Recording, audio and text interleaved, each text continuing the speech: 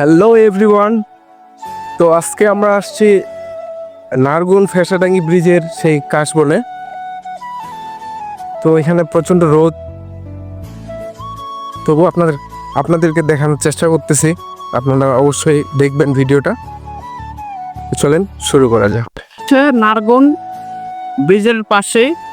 তো এখানে এটা একটা পার্ক হবে। তো আপাতত এটা পার্ক হয় নাই, তো আসলে ভরণিত, ঠিক আছে।